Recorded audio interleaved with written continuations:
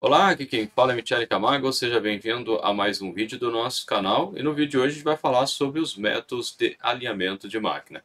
Mas antes de começar, quero lhe convidar a curtir esse vídeo, compartilhar esse vídeo, se inscrever no nosso canal. E se os nossos vídeos têm lhe ajudado e você quer nos ajudar, você consegue através do botão Valeu Demais ou se tornando membro do nosso canal, que como membro, além de nos ajudar, você tem acesso a materiais e a vídeos exclusivos. Então clique em Seja Membro e verifique qual a modalidade que melhor lhe agrada. Bom, sem mais delongas, né, vamos então ao tema do vídeo de hoje, né, os métodos de alinhamento. Nós falamos no vídeo anterior sobre o que é, né, os fundamentos A gente falou no vídeo anterior, que vou deixar o link para vocês aqui, sobre o que é alinhamento, né, o que é desalinhamento, quais são os tipos, né, paralelo, angular e combinado. E agora a gente vai falar sobre as técnicas que são utilizadas para minimizar o desalinhamento. Por que eu estou falando de minimizar? Porque conseguir alinhamento 0,0, né, é praticamente impossível. E por que é impossível? Por uma série de razões, né? Primeiro é a questão de instrumentação, né? Os instrumentos que são utilizados, eles têm grau de precisão, né? Então eles têm erros, então não tem como você garantir que a medida é exata, porque existe um erro em qualquer instrumentação. No caso das medidas entre os pés, é feito entre outras medidas, né, é feito com trena. Trena, o grau de precisão é de 5 décimos, né? Então ali você vai ter erro. Agora, esses erros são significativos para o alinhamento modo geral? Não, né? Você vai ter limites, e esses limites são estabelecidos pelo fabricante, né? E existem referências que a gente vai mostrar agora também, né? Bom, então, quais são os métodos de alinhamento mais conhecidos? Eu conheço quatro, né? Se existe além desses, né? Eu desconheço, né? Mas os mais praticados, pelo menos, a gente tem o método da régua com calibrador de folga, ou calibre de folga, né? Também chamado. Esse método é bem simples, né? A gente vai ver aqui. É mais barato também. Existe o método utilizando o relógio comparador, chamado método reverso. Existe o relógio comparador, utilizado o método diâmetro face. E existe o método a laser. A gente vai ver um pouquinho de cada um deles agora na sequência. Bom, o método de cada um, né, desses métodos, eles existem vantagens e desvantagens, né? Então aqui tem um comparativo. O método de régua e calibrador, ele em termos, né, de precisão, não tem nenhuma, porque ele não dá valores significativos. Por mais que você meça com o calibre aqui, ou que você meça o angular, né, através da régua, como eu disse, né, a precisão da régua é de décimo de milímetro, mas ali, além disso, né, a régua vai depender do olho do mecânico ali que estiver fazendo o serviço, né? Então ele pode posicionar mais para lá ou mais para cá, então tem erro também de paralaxe, que a gente chama, né? Então precisão, né, não tem, é a precisão baixa. Ele é super rápido, né? Então alguns técnicos mecânicos, eles não consideram, mecânicos também, nem consideram esse método como um método de alinhamento propriamente dito. Ele é considerado mais como um método de pré-alinhamento. Mas, né, existem fabricantes que indicam esse método nos seus manuais, e sobretudo máquinas que trabalham com rotações mais baixas, né? Aí o desalinhamento pode ser maior porque a rotação, né? O que importa é a força que vai ser gerada e essa força depende da rotação e do diâmetro, né? Que você vai ter e e o desbalanceamento que você vai ter, né? Então, quanto mais rápido ou quanto maior o diâmetro, quanto maior, né, a inclinação, então o limite, né, pode ser maior para rotações mais baixas, né? Então, seria esse o ponto importante. Em termos de uso, também é fácil. A gente poderia colocar aqui um quarto parâmetro, que seria o custo, né? É bem baratinho, né? Essa é uma régua e um calibrador, comparado com os outros métodos, é baratinho, né? Só que é um baratinho que sai caro depois, né? Se você for fazer alinhamento de máquina importante com ele. Bom, o relógio comparador, né? O relógio comparador, o método reverso, significa que eu monto um relógio comparador em cada um dos eixos, né? Aqui ó, as observações valem para os dois casos. O relógio comparador com diâmetro face, eu vou montar somente de um lado, né? O método preferível é o método reverso, porém, você tem que girar os dois equipamentos, e nem sempre é tão simples assim, dependendo do porte do equipamento a ser movido, né, pelo motor elétrico, pode ser que você não consiga girar esse equipamento, pode ser que seja muito pesado, né, então você acaba utilizando o método de âmbito fácil, que aí você monta no motor elétrico, e o motor elétrico costuma ser mais mole, mais simples, né, mais fácil de você promover o giro, né. Em termos de comparativo, precisão muito boa, tão boa quanto o laser, né, então o laser e o método reverso, o método de relógio comparadores, quando bem feito, né, a precisão é similar, só que esse não é um processo lento, não é um processo rápido, é muito lento e também não é um processo fácil, né, ele não é um processo amigo do mecânico não, né. A gente vai explicar por que daqui a pouquinho. E o método a laser, que é um método que em termos de precisão, muito boa, né, como eu disse, tão boa quanto o relógio comparador. Ele é rápido, né, se você vai fazer um alinhamento com o relógio comparador, para fazer um alinhamento com esse método comparado com a laser, você faz uns 3 ou 4, né, dependendo da habilidade aí do mecânico, né. Haja vista a velocidade com que você consegue fazer. E também é de fácil execução, né, ele é bem simples, não precisa ser um mecânico, experimentado, né. A questão assim, no caso, você tem o grau de a única questão aqui, né, que é o que eu falei do último parâmetro, que ele vai ser o mais caro, um investimento em máquinas né, alinhadores a laser que custa R$ 100.000, né. Claro que tem vantagens, tem, né, funções muito boas e tudo mais, mas não é um equipamento barato, né. Ao passo que o relógio comparador seria um intermediário ali em termos de investimento, né, mais caro do que a régua, calibrador, mais barato do que o laser. Vamos ver um pouquinho de cada um deles, né. O método de régua e calibrador, basicamente, a gente tem, uma régua, né, de preferência uma régua metálica. O pessoal costuma chamar isso aqui de alinhamento Starrett, né, que eles pegam aquelas serras Starrett amarelinha, e utiliza também dá, porque ela, né, tem um paralelismo muito bom. Ele serve para você visualizar aqui que está em grandes dimensões, né, nenhum desalinhamento desse porte aqui seria razoável, né. Mas é claro que às vezes numa pré-montagem pode ser que você encontre alguma coisa disso aqui, mas está em tamanho grande aqui para você, para a gente poder visualizar, né. Então você coloca a régua e vai medir aqui, né, a posição radial com o espaçador, com um calibre de folga, né. Então, como é calibre de folga, quem, né, conhece aqui o dispositivo, sabe que é um canivetinho cheio, né, de laminazinhas que você vai fazer a medição aqui. Então essa distância aqui costuma ser pequena, né. Bom, isso para fazer o desalinhamento, a verificação do desalinhamento paralelo. O angular você vai medir as distâncias entre as duas faces, né, e dali você vai tirar o valor, né. Agora mostrando o método, né, uma foto real aqui, você tem, né, a régua sendo utilizada e você consegue visualizar aqui, né, um branquinho aqui que é justamente o desalinhamento que existe aqui nesses equipamentos, né. O pessoal às vezes utiliza lanterna para também facilitar, né, a visualização aqui, porque às vezes na área que você está instalado, o equipamento está instalado pode ser, né, mais escuro, então você pode lançar a mão da lanterna. Bom, o relógio comparador de âmbito fácil, como eu disse, né, você pega né, um dispositivo de montagem e nessa mesma haste você vai ligar os dois, né, conectar os dois relógios comparadores, um que vai fazer a leitura axial e o outro que vai fazer a leitura radial.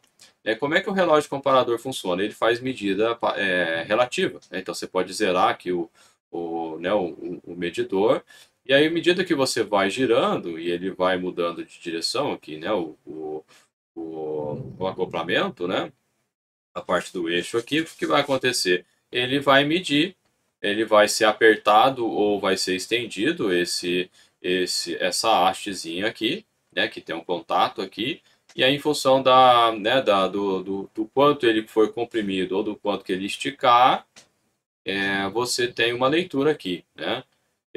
E nesse caso, normalmente quando você empurra, né, ao girar, né, o acoplamento empurra, ou seja, ele comprime aqui a haste, você vai ter o giro aqui no sentido horário, e essa foi convencionado como positivo, né? É uma convenção no sentido horário, aqui no sentido para a direita, que o valor, né, o ponteiro andou para a direita, então significa que você tem um valor que você está medindo positivo, mas como eu disse, é uma convenção. Se ele andar para o outro lado, no sentido anti-horário, a haste ela vai se estender, e nesse caso é considerado um valor negativo, né? Então, se for positivo ou negativo, é esses valores que você tem que considerar na hora de fazer os cálculos, né?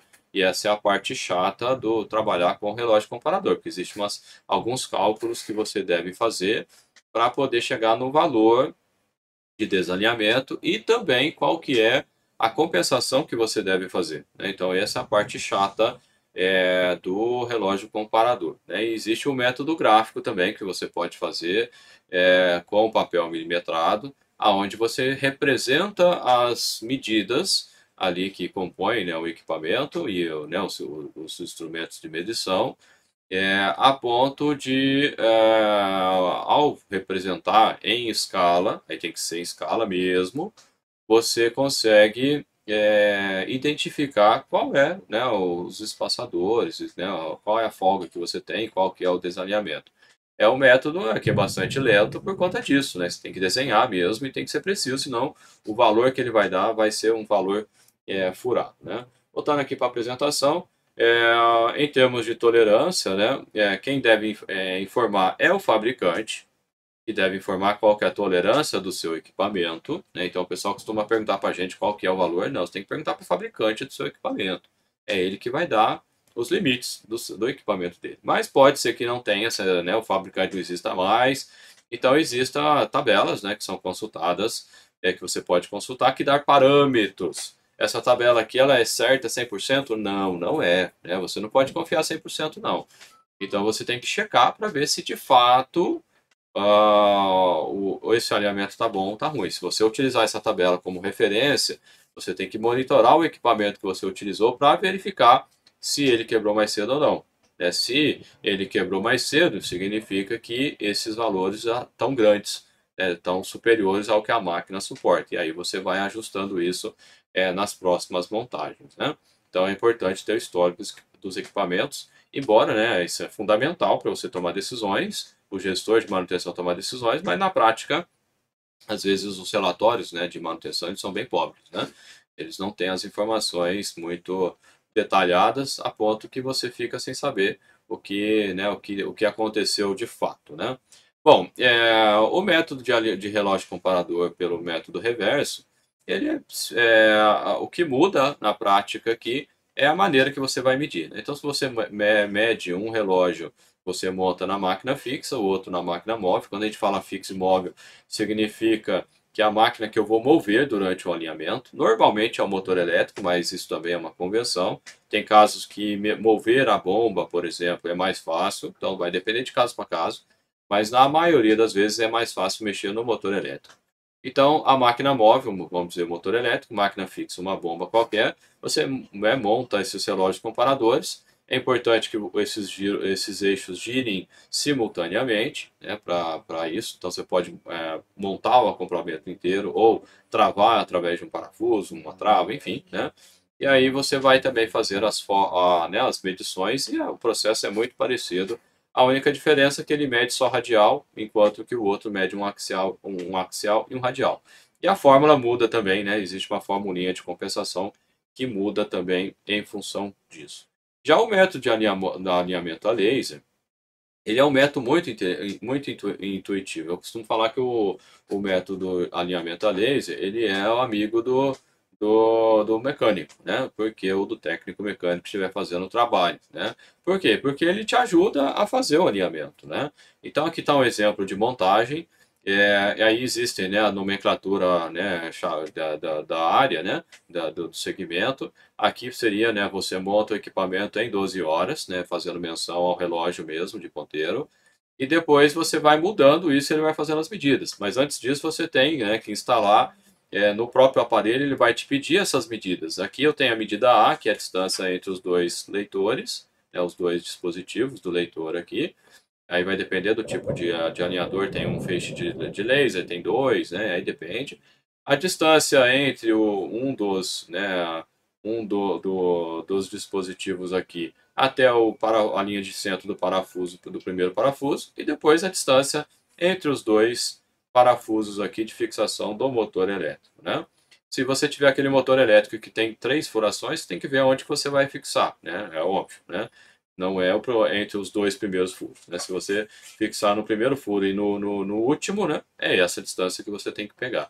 E por fim, você tem também a cota D, que é a cota que é chamada de CWP, que seria o ponto de trabalho do acoplamento, né? Que aí vem do inglês, né, esse CWP vem da nomenclatura em inglês, que eu não me lembro agora de cabeça. Que então você, aqui no caso desse acoplamento, seria no centro aqui, entre os acoplamentos, no meio do centro aqui do alinhamento elástico, né? E nesse caso, então, você mede isso aqui, e essas medidas são feitas normalmente com trenas, né?